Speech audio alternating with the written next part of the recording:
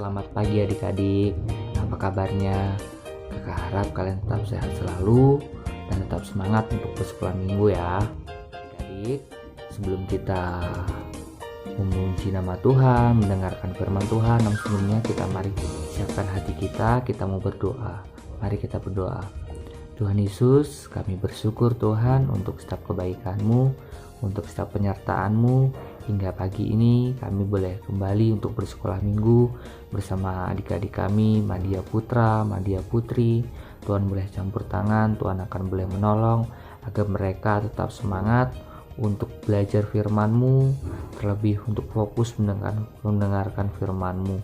Terima kasih Tuhan, kami serahkan sekolah minggu ini ke dalam kuasa-Mu. Kami sudah berdoa dan bersyukur. Haleluya. Amin. Halo teman-teman, hari ini bersama saya kita akan menaikkan satu buah pujian yang berjudul Kudaki-daki Gunung yang Tinggi. Kita nyanyikan dengan penuh semangat ya.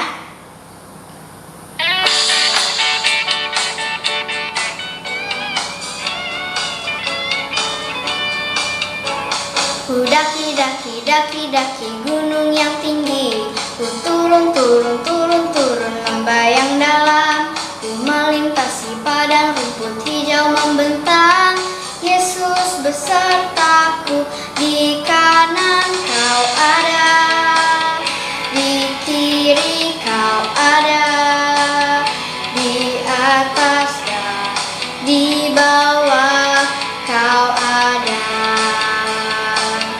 Di suka Kau ada, di dukaku Kau ada, karena Engkaulah Yesusku. Kudaki-daki gunung yang tinggi, ku turun lembah yang dalam, ku melintasi padang rumput hijau membentang. Yesus besertaku, di kanan Kau ada, di kiri Kau ada, di atas dan di bawah Kau ada. Di suka Kau ada, di dukaku Kau ada, karena Engkaulah di kanan Kau ada, di kiri Kau ada, di atas dan di bawah Kau ada. Di suka Kau ada, di dukaku Kau ada, karena Engkaulah Yesusku. Karena Engkaulah Yesusku. Karena Engkaulah Yesusku.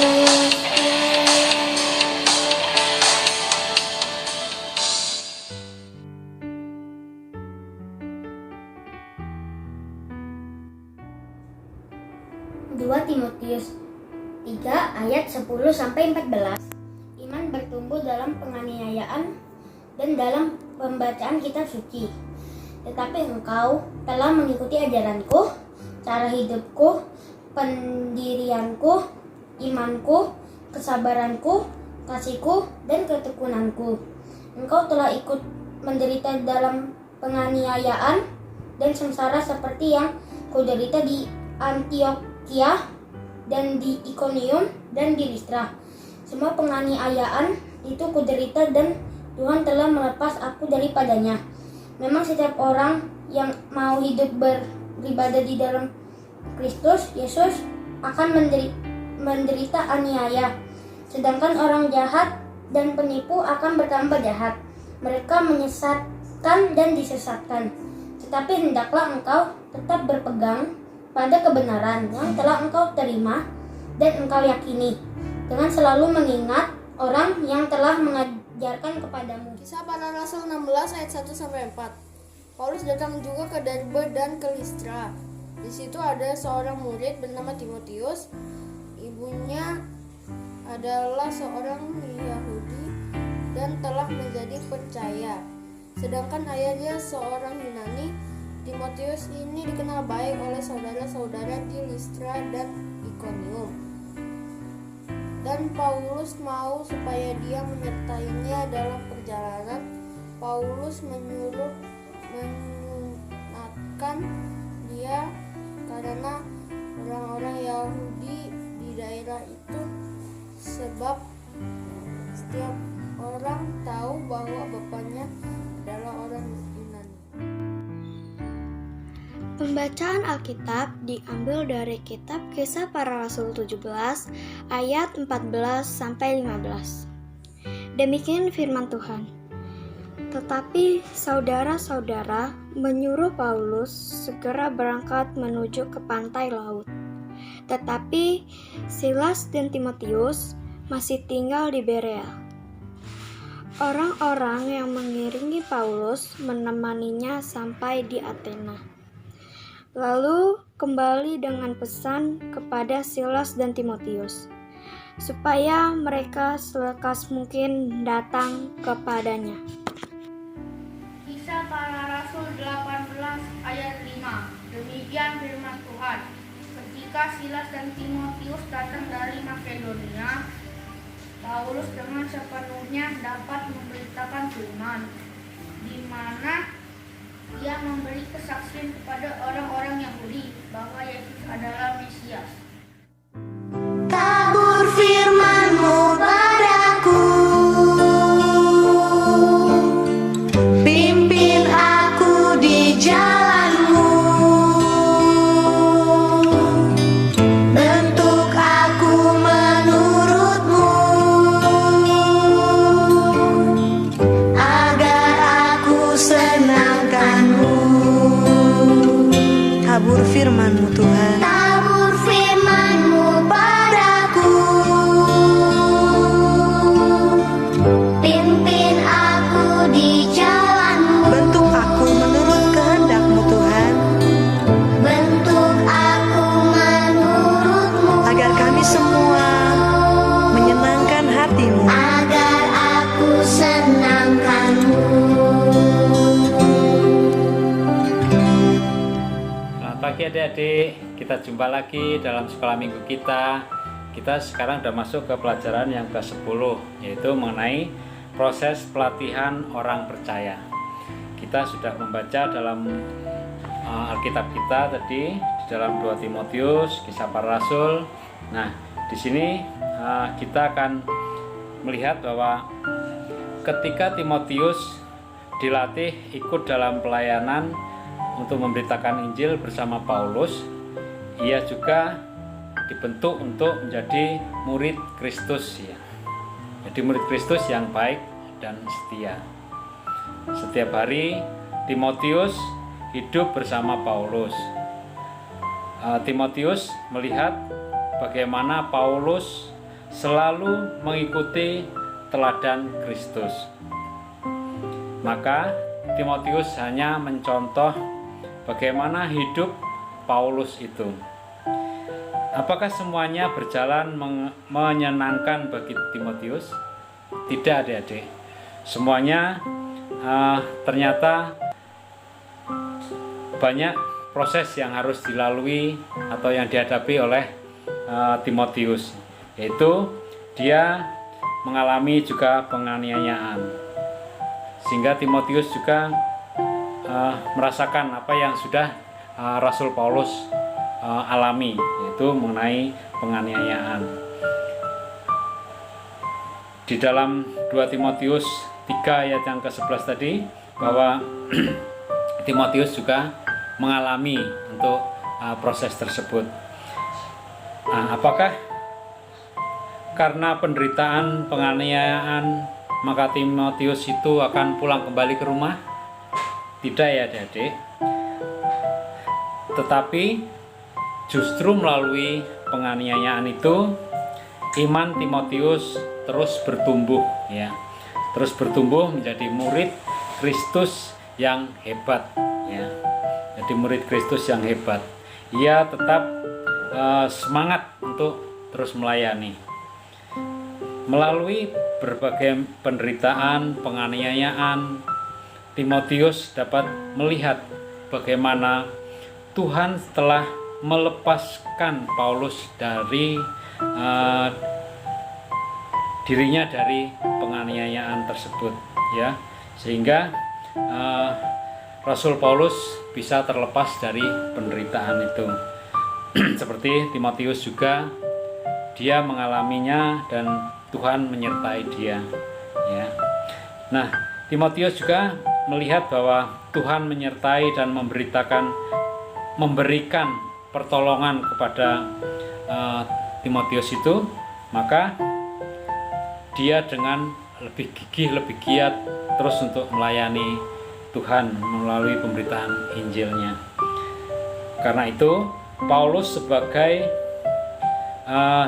teladan Timotius itu, ia sangat bangga karena mempunyai murid yang bisa mengikuti teladan Rasul Paulus itu, yaitu Timotius, ya.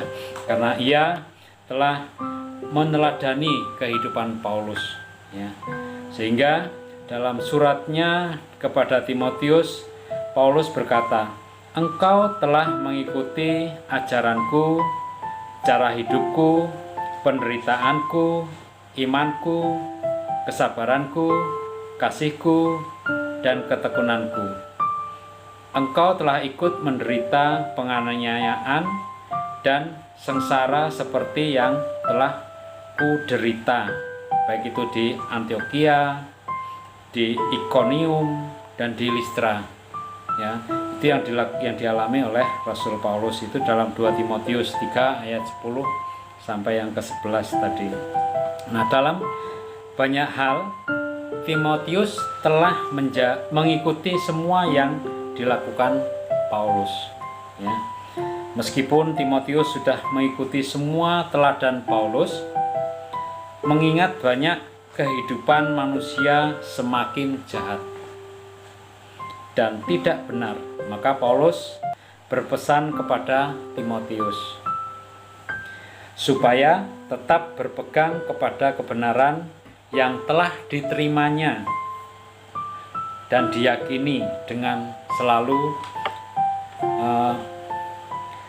mengingat orang yang telah mengajarkan kepadanya, yaitu Ibu Eunike dan neneknya Lois dan juga Rasul Paulus. Paulus yakin bahwa kehidupan Timotius sangat berbeda dengan orang-orang pada waktu zamannya atau waktu itu, ya, sehingga Timotius akan tetap menjadi murid Kristus yang setia dan selalu hidup dalam kebenaran. Nah, sekarang ini siapakah yang telah mengajarkan kebenaran kepada adik-adik?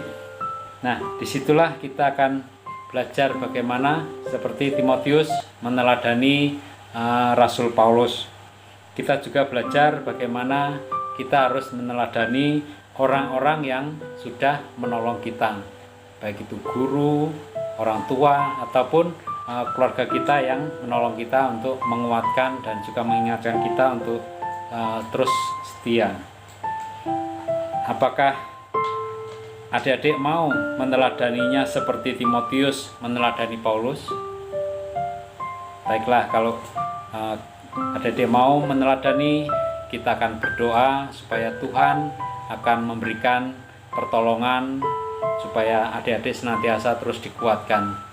Nah, itulah pelajaran kita yang pada pagi hari ini sudah kita belajar bersama-sama, biar hari ini menjadi berkat bagi adik-adik dan juga menjadi teladan bagi adik-adik sekalian. Terima kasih, Tuhan Yesus memberkati. Adik-adik, mari kita membaca ayat hafalan kita dari 2 Timotius 3 ayat yang ke-10. Kita baca bersama-sama ya. 1, 2, 3. Tetapi engkau telah mengikuti ajaranku, cara hidupku, pendirianku, imanku, kesabaranku, kasihku, dan ketekunanku. Mari kita akan berdoa. Tuhan Yesus, terima kasih Engkau sudah memberkati kami untuk pelajaran kami pada pagi hari ini. Biarlah semuanya akan menjadi berkat bagi kami, supaya kami bisa mengerti apa yang sudah Engkau berikan pada kami melalui pelajaran ini. Semuanya Tuhan akan pakai kami Tuhan untuk menjadi alat-Mu dan menjadi murid-murid Tuhan Yesus yang diberkati, menjadi murid-murid Tuhan Yesus yang dimenangkan dan banyak jiwa yang dimenangkan. Terima kasih Tuhan. Hanya dalam nama Tuhan Yesus kami mengucap syukur dan kami menyerahkan doa ini. Amin.